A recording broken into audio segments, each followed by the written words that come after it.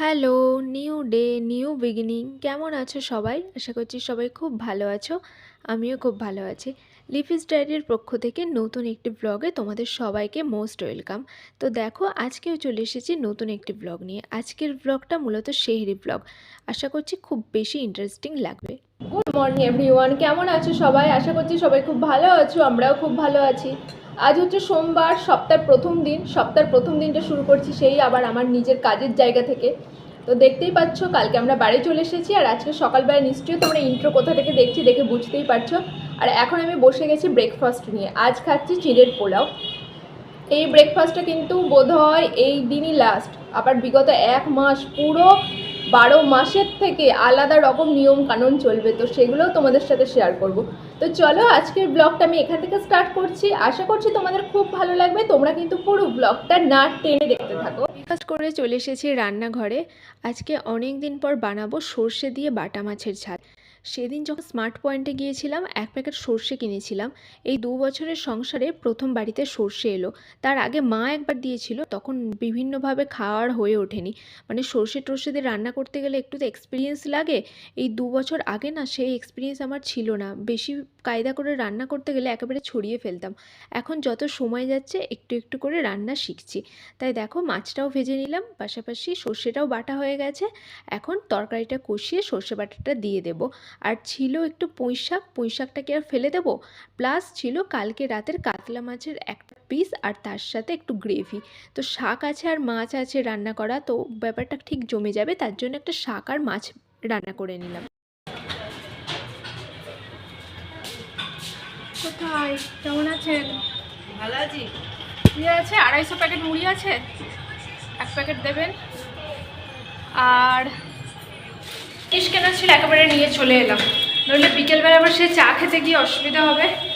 আর কালকে তো বাড়ি থেকে এলাম, ওই জন্য দুধ চা পাতা এগুলো মানে কম আছে। দুধটা তো একদমই নেই, আজকে সকালবেলা চা খেয়ে শেষ হয়ে গেছে। তাই এখন ভাবছি ওগুলো গিয়ে নিয়ে আসি।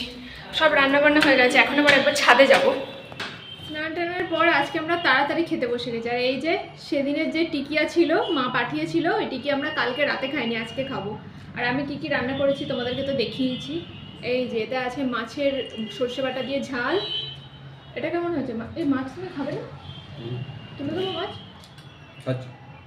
আর হয়েছে মাছ দিয়ে ওই যে পুঁই শাকের তরকারি। এটা তোমাদের দাদাভাইয়ের ভীষণ ভালো লেগেছে, এই পুঁই শাকের তরকারিটা। এখন আমরা খেয়ে নেব।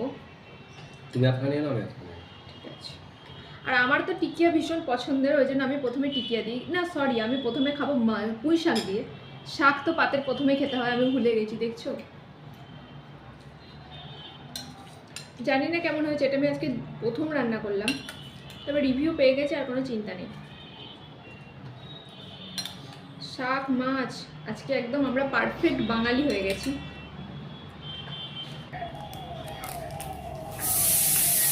আমি গেছিলাম এখন একটু বাইরে, আলুর পরোটা করব, গিয়ে দেখছি যে আটার প্যাকেট আছে, ময়দার নেই। আমার কোনোভাবে মিসআন্ডারস্ট্যান্ডিং হয়ে গেছিল, আমি ভেবেছি আটার প্যাকেটটাকে ময়দা। তারপর পরোটা দেখবে আটার খুব একটা ভালো লাগে না, যেহেতু সেহরিতে খাওয়া, আমি খাওয়াটা একটু ভালোভাবে রাখার চেষ্টা করছি, ওই জন্য ময়দার প্যাকেট নিয়ে এলাম। আর কিছু খাওয়া, আর কি খাবো না খাবো, এই যে আইসক্রিম নিয়ে এলাম।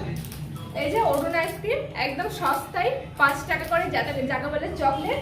এখন এটাই আমি খাবো, তো চলো ওখানে খাই। খুব টেস্টি করেছে অরুণ আইসক্রিমগুলো। এই যে দেখো, দেখতেই পাচ্ছ।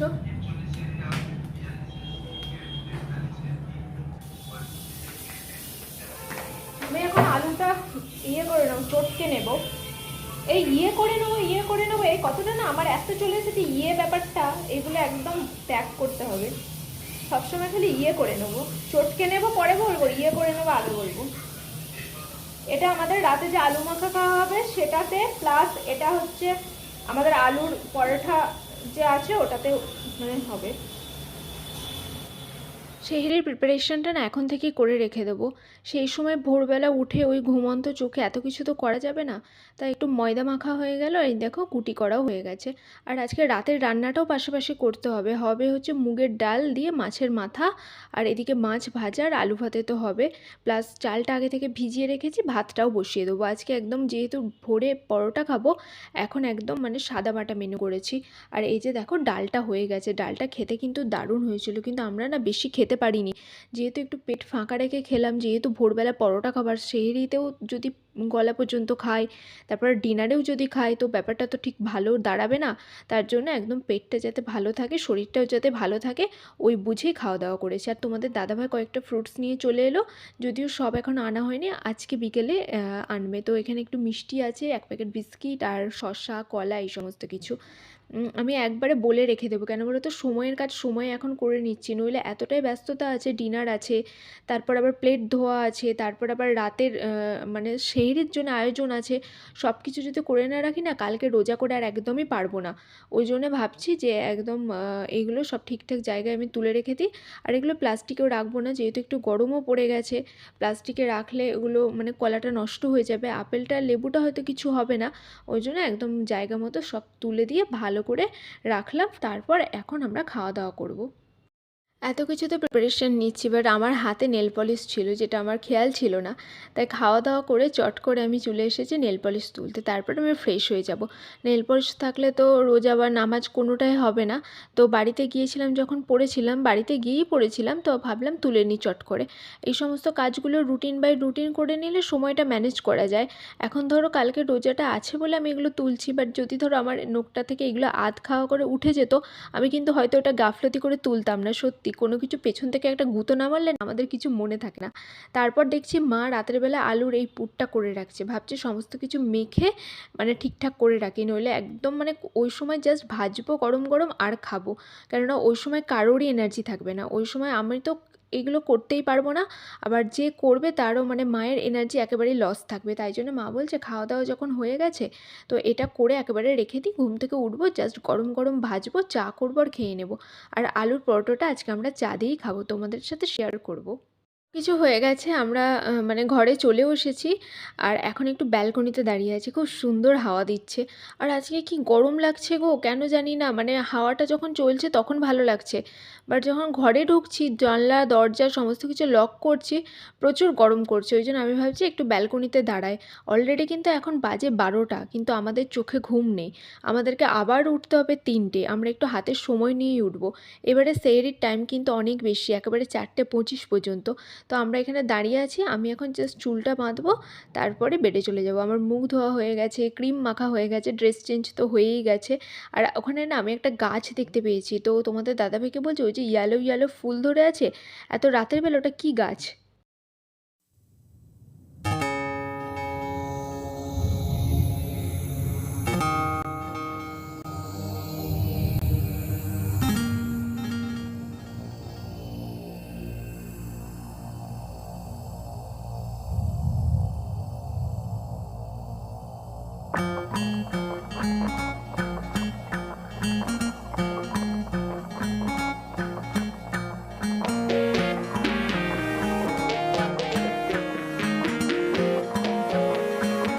সেহরি টাইম তো হয়ে গেছে, তো আমাদের খাওয়াও অলমোস্ট শেষের দিকে। অ্যাকচুয়াল হাতে অনেকটা সময় আছে বলে আস্তে করে খেতে পারছি, ধীরে সুস্থে। হাতে কম সময় থাকলে একরকম গলাধঃকরণ করতে হয়, যেটা খুবই খারাপ ব্যাপার। তো এখন খাওয়াটা শেষ করে নিই। ওসব জায়গায় যাওয়া নেই।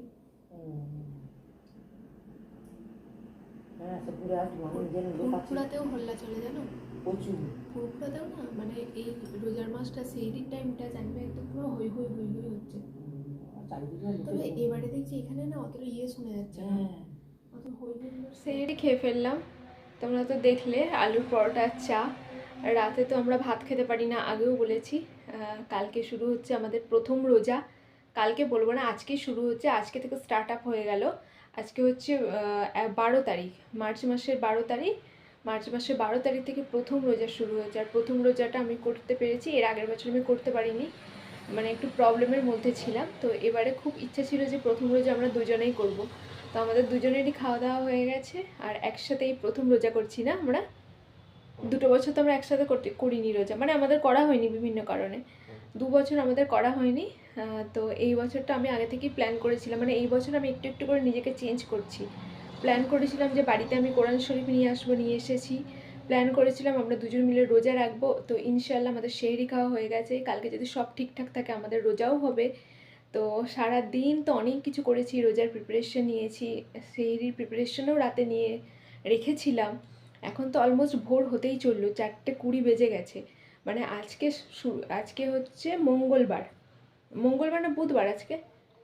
আজকে মঙ্গলবার। আজকে হচ্ছে মঙ্গলবার শুরু হয়ে গেল, তো মঙ্গলবার থেকে রোজাটা শুরু হচ্ছে।